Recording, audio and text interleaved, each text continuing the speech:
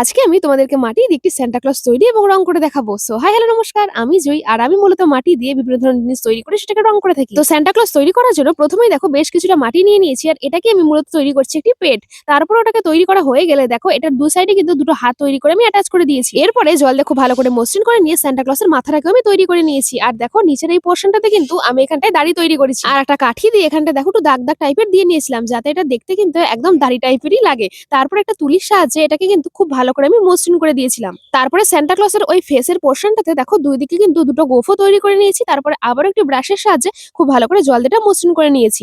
এরপরে ওই দুটো গোফের মাঝখানে দিয়ে একটা কিন্তু নাকও আমি তৈরি করে অ্যাটাচ করে দিয়েছি। এরপরে আমি এখন তৈরি করে নিচ্ছি সান্টা ক্লজের জন্য একটি টুপি। তার জন্য কিছুটা মাটি নিয়ে আঙুলের সাহায্যে চেপে চেপে এরকম টাইপের একটি টুপি আমি তৈরি করে নিয়েছি। আর টুপির ওপরের দিকে ছোট্ট একটা বল তৈরি করেও কিন্তু অ্যাটাচ করে দিয়েছি। তারপরে সব থেকে শেষে সান্টা ক্লজের জন্য দুটো জুতাও তৈরি করে দিয়ে ওটাকে অ্যাটাচ করে দিয়েছি। আর তারপরে দুটো চোখ তৈরি করে ওটাকেও কিন্তু আঠার সাহায্যে খুব ভালো করে অ্যাটাচ করে দিয়েছি। তো হ্যাঁ, মাটির সান্টা ক্লজ কিন্তু একদম রেডি। এবারে আমি একদিনের জন্য এটাকে রোদের মধ্যে রেখে দিয়েছিলাম খুব ভালো করে শুকানোর জন্য। তারপরে শুকানোর পরে কিন্তু দেখো আমি এখন এটাকে রং করতে বসেছি। তবে রং করার আগে আমি কিন্তু প্রথমে একটা বেস কালার দিয়ে নিয়েছি, তারপরেই কিন্তু এটার উপরে আমি অন্যান্য রংগুলো অ্যাপ্লাই করেছি। আর আজকে সান্টা ক্লজটা আমি রং করব কিন্তু রিসেন্টলি আমি যে কালারগুলো কিনেছি সেই কালারগুলো দিয়ে, যার মধ্যে কিন্তু অনেকগুলো কালার অপশন রয়েছে আর সাথে রয়েছে এই প্যালেট আর ছোট্ট একটি তুলি।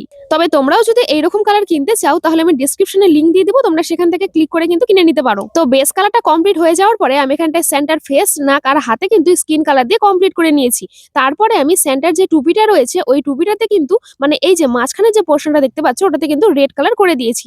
আর সেন্টার যে ড্রেসটা রয়েছে ওটাতেও কিন্তু রেড কালার করে দিয়েছি। তবে হাতের ওখানটাতে কিন্তু একটু সাদা টাইপের রেখেছি যাতে এটা দেখে একটু মনে হয় যে সেন্টা একটা সোয়েটার টাইপের পরে আছে আর কি। আই মিন যেমনটা আমরা সান্টা ক্লজকে দেখে থাকি আর কি। তারপরে সব থেকে শেষে দেখো চোখগুলো যে রয়েছে সেন্টার ওগুলোতে কিন্তু ব্ল্যাক কালার দিয়ে দিয়েছি। আর যে জুতোটা রয়েছে ওটাতেও কিন্তু ব্ল্যাক কালার করে নিয়েছি। সো হ্যাঁ, তৈরি হয়ে গেছে আমার মাটির একটি সান্টা। এবার তোমরাই বলো যে আজকের এই সান্টা দাদুকে তোমাদের কেমন লাগলো। আর যদি ভালো লেগে থাকে তাহলে একটি লাইক করে চ্যানেলটাকে অতি অবশ্যই সাবস্ক্রাইব করে দিও কিন্তু। তাহলে চলো আজকে তাহলে এখানেই শেষ করছি, দেখা হচ্ছে তাহলে এর পরের কোনো ভিডিওতে।